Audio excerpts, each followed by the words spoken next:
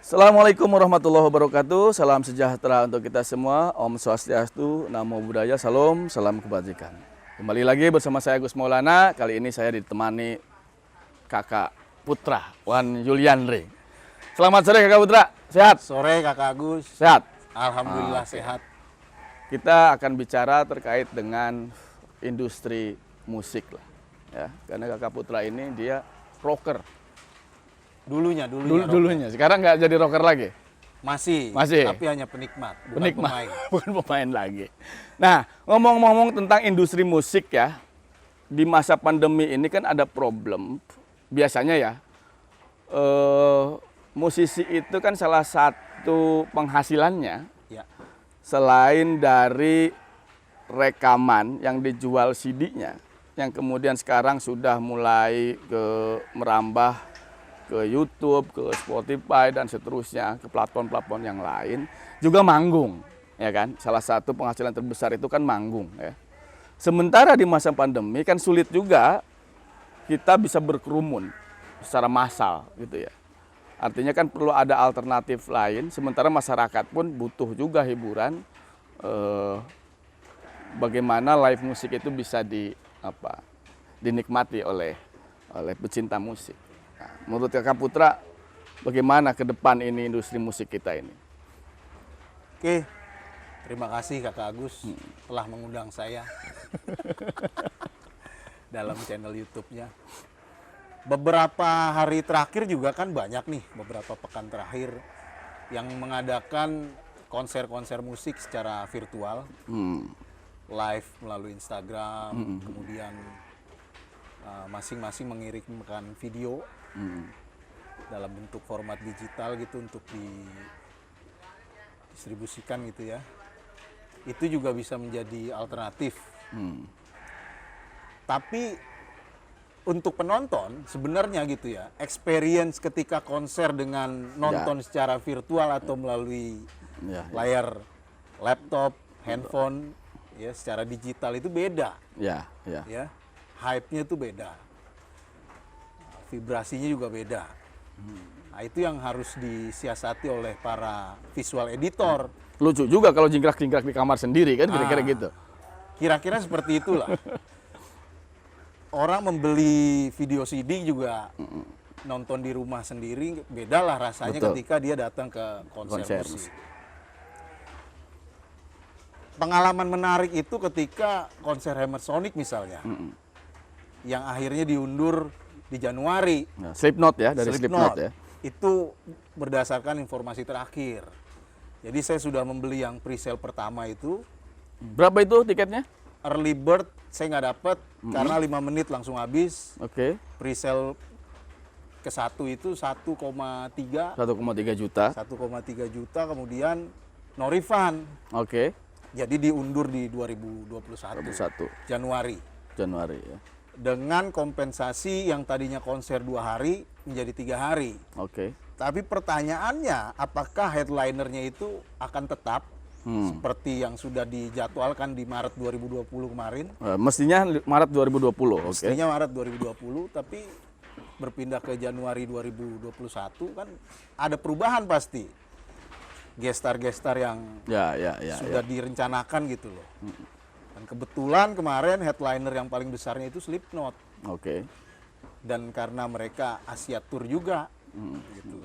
Di 2021 kemungkinannya seperti apa kita nggak tahu. Sebagai salah satu penikmat musik rock atau heavy metal, ya kita merasa khawatir lah. Betul. Dan kalau di musik heavy metal itu ya memang konsernya harus secara fisik. Karena ada bahasa-bahasa yang itu hanya ada ketika live konser. Misalnya slamming. Ya. Terus surfing, dancing gitu ya, loncat dari atas panggung dan lain sebagainya, itu nggak bisa. Nggak bisa virtual dong, nggak ya kan? bisa. Kita jatuh dari ranjang loh. Virtual. Kira-kira itulah tantangan yang harus dihadapi oleh para musisi. Kemudian event organizer juga pasti kena dampak sekarang ini. Khususnya yang bergerak di industri musik. Ya, kira-kira begitulah. Karena kan di Indonesia banyak Synchronize Fest misalnya, atau Java Jazz dan lain sebagainya, itu pasti kena dampaknya sekarang. Ya kira-kira begitulah. Ya tertarik dengan konsernya Hypersonic-nya Slipknot ini. Ada solusi nggak yang selain hanya menjanjikan di Januari 2021, ada nggak kompensasi yang kira-kira bisa menenangkan para penggemarnya yang sudah berinvestasi jutaan rupiah untuk menonton konser itu, lalu kemudian sampai sekarang juga belum ada kejelasan ya. Apa yang ditawarkan selain hanya pada persoalan tanggal? Selain persoalan tanggal seperti yang saya jelaskan tadi, Pak Agus, terkait dengan penambahan headliner, kemudian konsernya diperpanjang menjadi 3 hari. Yang awalnya hanya 2 hari, kemudian ditambah menjadi 3 hari. Kompensasinya bintang tamunya yang hadir pada acara itu ditambahkan oleh panitia. Ya ada nggak kejelasan siapa saja gitu bintang tamu itu? Belum ada. Oh. Mungkin saya nggak update ke Twitter atau websitenya Hammersonic ya. Tapi ya kalau melihat kondisi COVID-19 masih seperti ini, saya pikir sampai diketemukan vaksin gitu ya. Ya. Atau mungkin ketika konser gitu, protokol WHO itu, World Organization itu bisa dijalankan mungkin saja. Ada gitu yang bisa menjamin kita nonton konser berjarak 1-2 meter begitu? Jadi Bisa aja gitu ya? Saya melihat unik begini. Saya nonton beberapa konser DVD gitu ya, khususnya di Dream Theater ketika live in Budokan di Oke, Jepang. ya. Itu mereka duduk di bangku seperti kita ini. Kayak di studio atau di apa gitu ya? Di bangku gitu duduk rapi nonton Dream Theater, walaupun ada beberapa penonton yang pada akhirnya berdiri karena nggak ada festival. Oke. Mereka semua duduk. Dan itu bisa diterapkan di Jepang gitu ya. Misalnya dikasih jarak beberapa meter gitu ya karena mengingat social distancing. Tapi kalau di Indonesia ya kulturnya seperti apa masyarakatnya? Karenanya yang tadinya 2 hari menjadi 3 hari itu maksudnya biar penonton tidak terlalu banyak gitu per harinya itu. Enggak, saya pikir waktu itu hanya untuk menenangkan. Hanya menenangkan aja, punya kompensasi 3 hari. Jadi kompensasinya ditambahkan headlinernya, nanti harga tiketnya naik karena 3 hari gitu ya untuk yang pembelian ya selanjutnya. Tapi kita ya dilematis juga, 1 juta lebih itu seperti apa nantinya. Ya. Harusnya ada pengumuman selanjutnya dari panitia supaya orang-orang yang beli tiket itu lebih Nggak khawatir tenang. ya? Iya. Nggak khawatir. Karena kalau dibungakan di bank ya lumayan juga. Iya nggak? Iya betul. Iya kan? Iya. Misalnya Kalau early saja bird- penontonnya itu, asumsi penonton udah berapa ribu? nggak tahu kalau yang beli early bird itu ketika dibuka Berapa itu? Berapa 5 menit tiket yang terjual? berikutnya langsung habis. Itu berapa tiket yang disiapkan? Nggak tahu, habis mungkin itu. 1.000 lebih atau Oke. ribuan tiket. Biasanya konser itu berapa ribu sih yang nonton? Hammersonic Hmm. 10.000 lah. Kalau untuk Kalau Eco 10.000 Park, kali ya. 1 juta, itu berapa itu? Berarti kalau dia nyimpen duit selama 1 tahun, keuntungannya udah berapa dari bunganya itu? Makanya Ya kan? Ini kayak dana abadi umat. mirip dana haji. Nah, ini gimana itu? Hypersonic mau memberi kompensasi lagi nggak nih kepada penonton? Kira-kira Ya, begitu. gitu ya? Oke. Ini Hypersonic gimana? Hah? Penonton yang lain pasti nanyain itu uangnya kemana, ya kan? Ini perlu juga dipikirkan. Ya minimal ngasih kaos lah, ya kan? Ngasih topi, ngasih payung, ya kan? Bahwa ini hasil pengendapan dana, hasil bunganya yang sekian miliar itu, ya kan? Dividen dari Ya, udah dapat dividen, ya kan?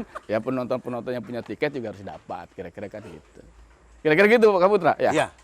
Oke. Kalau pengalaman saya terakhir terkait dengan konser yang sifatnya live ya. Nah, kalau seandainya memang pandemi ini kan belum ketahuan juga kapan berakhirnya, Ya. kan? Sementara orang itu juga pengen lah nonton live musik seperti itu. Penerapan kayak di Jepang tadi itu memungkinkan ya? Orang duduk begitu, joget-joget begini gitu tempat duduknya, itu jauh lebih nikmat ketimbang hanya sekedar virtual, kira-kira gitu. Iya. Kalau saya melihatnya lebih dapat experience-nya ketika nonton live, kemudian ya menerapkan protokol WHO. Konsepnya seperti itulah, kira-kira ada social distancing di situ, kemudian biasanya kan disemprotin pakai apa? Desinfektan. Ini udah disinfektan. Iya, biasanya Mungkin kan pakai saja. air ya kan? Iya. Mata perih dong. Yang perlu diingat ketika di Budokan itu indoor ya. Indoor, oke. Indoor. Kalau outdoor ya agak susah memang. Ya karena penyebarannya melalui manusia ya akhirnya Ya. repot juga. Ketika di situ ada suspek Ya. corona gitu ya. Ya mau nggak mau seluruh penonton itu harus di rapid test semuanya. Dan itu dibiayai oleh masing-masing. Event organizer. Kalau event organizer bagus ya kan. Kalau harga rapid testnya 50.000. Ya kalau misalnya memungkinkan ya mungkin saja memungkinkan kalau itu dilakukan ya. Tapi kebanyakan pasti visual editor, mereka yang berkecimpung di dunia event organizer gitu ya, konser dari rumah ke rumah mungkin, ya tapi distribusinya lewat digital semua. Itu bukan pilihan lah. Ya. Kalau orang untuk pengen, atau bisa jadi ya kita harus men-shifting gitu ya, Ya. mengubah mindset kita bahwa ya nonton konser live itu sudah menjadi sejarah. Tidak akan ada lagi nonton live konser, yang ada adalah secara virtual. Atau tadi misalnya bagus juga alternatifnya bagi IO ya buatkan di indoor, lalu kemudian buat jarak, dan orang yang boleh nonton itu live musik itu ya harus punya surat keterangan bebas COVID. Ya, yang bisa jadi itu jadi lebih. Tapi mudah-mudahan ke depan ya rapid test itu biayanya murah, atau bahkan kalau ada vaksin ya ini bisa sedikit mengobati lah ya orang-orang yang kira-kira suka atau kangen dengan nonton live musik. Terima kasih Kak Putra obrolannya. Mudah-mudahan kita sehat terus. Amin. Dan mudah-mudahan COVID-19 ini segera berlalu, dan mudah-mudahan vaksin juga segera ditemukan sehingga kita bisa headbang lagi ya kan, bisa jingkrak-jingkrak lagi, dan mudah-mudahan ke depan akan banyak musisi-musisi internasional yang datang lagi ke Indonesia, tetapi dia membawa musik bagus, bukan membawa COVID-19, kira-kira gitu. Terima kasih atas perhatiannya, mudah-mudahan ada manfaatnya.